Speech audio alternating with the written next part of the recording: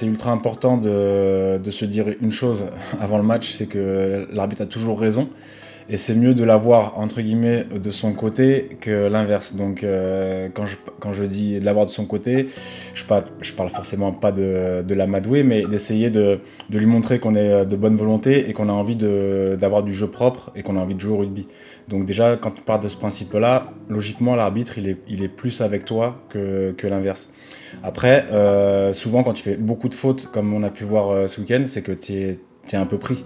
Donc c'est que l'équipe doit tout de suite basculer et se dire que là, il y a des choses qui vont pas et faut remédier à ça. Sinon, tu t'enfonces comme a fait l'équipe de France et on a vu 18 fautes.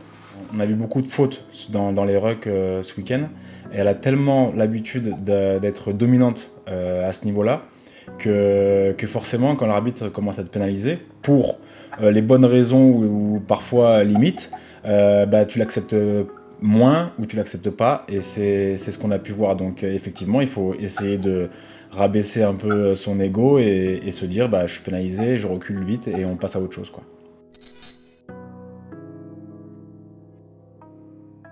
C'est compliqué le métier d'entraîneur parce que j'ai pu en parler ce week-end en allant à Bourgoin avec Sébastien Tivsbord, que je connais bien et qui m'a un peu expliqué les différences qu'on peut voir. Un joueur, c'est beaucoup de pression également, mais c'est individuel. Tu dois te concentrer pas mal individuellement. Bien sûr, l'équipe est importante, mais un entraîneur, il n'y a pas du tout ce côté-là, ce côté individuel. C'est que tu dois gérer vraiment tous les gars, tous les égos, tous les déçus. C'est très compliqué et effectivement, quand il n'y a pas les résultats, tout de suite, il y a énormément de pression sur tes épaules.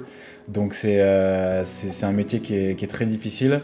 C'est pour ça que les très, très grands entraîneurs sont plutôt rares. Quand tu réussis sur une équipe réussie, c'est grâce aux joueurs.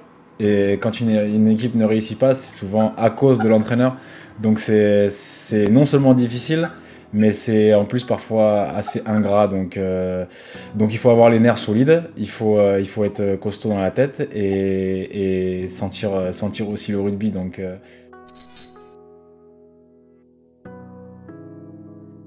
lorsque tu es une grosse écurie ou que tu as beaucoup de moyens dans un club, c'est sûr que les attentes, elles sont grandes, ce qui est normal, mais elles sont surtout immédiates. Donc souvent, quand il n'y a pas les résultats qui suivent tout de suite, eh ben, on va dire que la pression, elle est directe sur tes épaules et elle est parfois compliquée à gérer, notamment sur un groupe. Et quand tu commences à rentrer dans une espèce de spirale négative, et là, effectivement, c'est au groupe de se ressouder, à l'entraîneur évidemment de ressouder ses troupes, mais au groupe de se ressouder et de se focus sur peut-être un autre objectif. Un peu plus bas dans un premier temps pour essayer d'aller dans une bonne direction et en suivant on remédier à ça, mais il faut vraiment que tous se focalisent sur une seule chose et pas sur tout ce qui peut se dire à l'extérieur et toutes les attentes qu'il y a, parce que sinon c'est compliqué.